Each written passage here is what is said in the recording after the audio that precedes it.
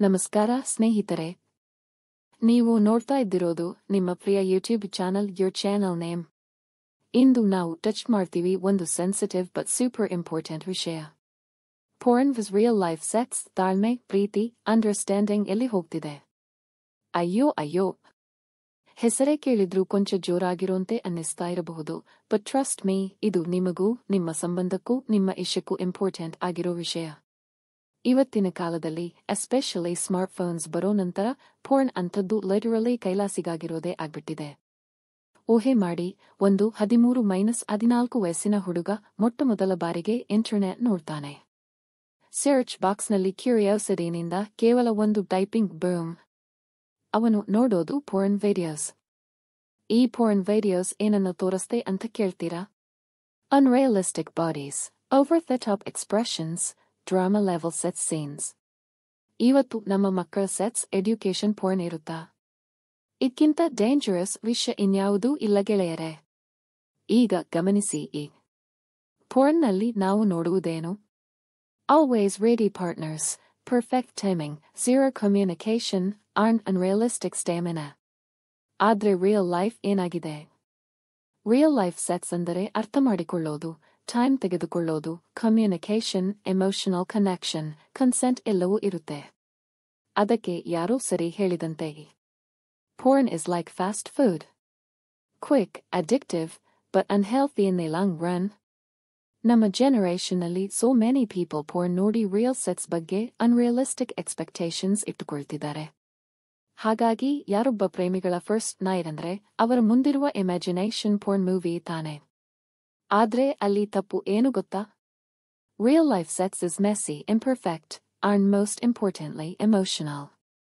ಇವತ್ತು ಜನ ತಾಳ್ಮೆ ಇಲ್ಲದೆ ಸೆಟ್ಸ್ ಬಗೆಗಿನ ಡಿಸಿಷನ್ಸ್ ತಗೋತಿರ್ತಾರೆ. ಫಸ್ಟ್ ಡೇಟ್ ಅಂದೆ ಸೆಟ್ಸ್ ಯಾವಾಗ? ಅವನು ಕೊಡ್ತಿಲ್ಲ ಅಂದ್ರೆ ಅದು ನನಗೆ ಡಿಸ್ರೆಸ್ಪೆಕ್ಟ್. ಅವಳು ರಿಫ್ಯೂಸ್ ಮಾಡಿದ್ರೆ ಅವಳು ಬೋರ್. ಇವೆಲ್ಲ ಪೋರ್ನ್ ಕಲ್ಚರ್ನ ಮೆಂಟಲ್ ಬ್ಯಾಗೇಜ್. ಮಗೆಲ್ಲ ಗೊತ್ತಿರಬೇಕು. Real life sets works when there is mutual respect, honest communication, emotional bond, consent, understanding timing aren't feelings. Adre porn culture andre instant pleasure, zero emotions, only physical.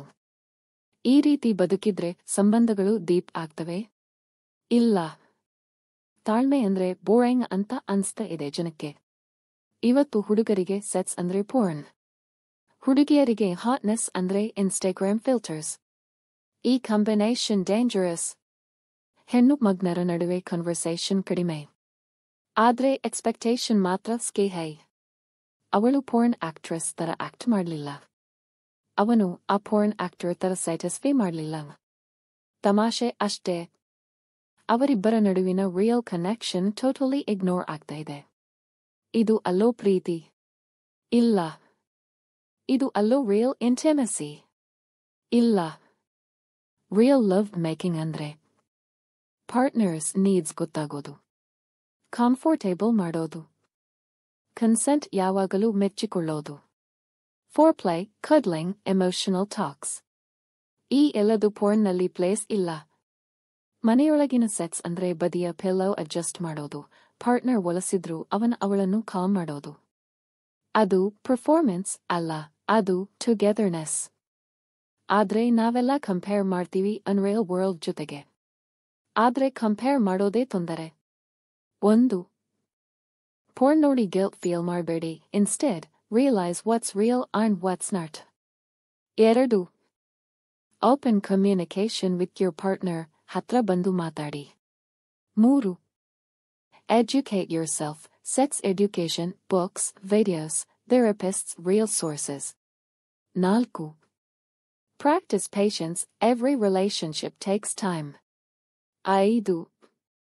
Detox, porn ಕಡಿಮೆ ನೋಡಿ real intimacy ಬೆಳೆಸೋದು. ಇದು ಎಲ್ಲರೂ ಸಾಧಿಸಬಹುದಾದದು. ಅದಕ್ಕೆ ಮೊದಲು accept ಮಾಡೋದು ಬೇಕು, porn is entertainment, not education. ಸ್ನೇಹಿತರೆ, ಸೆಕ್ಸ್ ಅಂದ್ರೆ ಅದು ಎಮೋಷನಲ್ ಬಾಂಡ್. ಆದರೆ ನಮ್ಮ ಜನರೇಷನ್ ಅದು ಪರ್ಫಾರ್ಮೆನ್ಸ್ ಆಗ್ತಾ ಇದೆ. ಆ ಬದಲಾವಣೆಗೆ ನಾವೇ ಚಾಲನೆ ನೀಡಬೇಕು. ನಮ್ಮ ಸಂಬಂಧವನ್ನು ಪೋರ್ನ್ನಿಂದ ಇನ್ಫ್ಲುಯೆನ್ಸ್ ಆಗದಿರಲಿ. ನೀವು ಕೂಡ ಇದನ್ನು ಸೀರಿಯಸ್ ಆಗಿ ಥಿಂಕ್ ಮಾಡಿ. ನಿಮ್ಮ girl friend, boy friend, wife, husband ಯಾರಾದ್ರೂ ಇದ್ದರೆ ಅವರ ಜೊತೆ ಓಪನ್ ಆಗಿ ಈ ಬಗ್ಗೆ ಮಾತಾಡಿ. ಸೆಕ್ಸ್ ಅಂದ್ರೆ ಸಹಜವಾದ ಸೋಫಲ್ ಎಕ್ಸ್ಪೀರಿಯನ್ಸ್. ಅದನ್ನ ಸೇನ್ ಆಗಿ ನೋಡೋದು ತಪ್ಪು. ಈ ವಿಡಿಯೋ ನಿಮಗೆ ಬೆಲೆಬಾಳುವ ಮಾಹಿತಿಯನ್ನು ನೀಡಿದ್ರಾ ಅನ್ನಿಸ್ತಿದ್ದರೆ ನೀವು ಲೈಕ್ ಮಾಡಿ, ಕಮೆಂಟ್ ಮಾಡಿ ನಿಮ್ಮ ಅಭಿಪ್ರಾಯ ತಿಳಿಸಿ. ಇನ್ನು ಇಂತಹ relationship, sex education, emotional health videos ನಿಮಗೆ ಬೇಕಿದ್ರೆ ಹಿಂದೆ ಸಬ್ಸ್ಕ್ರೈಬ್ ಮಾಡಿ. ನಿಮ್ಮ ಸಪೋರ್ಟ್ ನಮಗೆ ಮೋಟಿವೇಶನ್.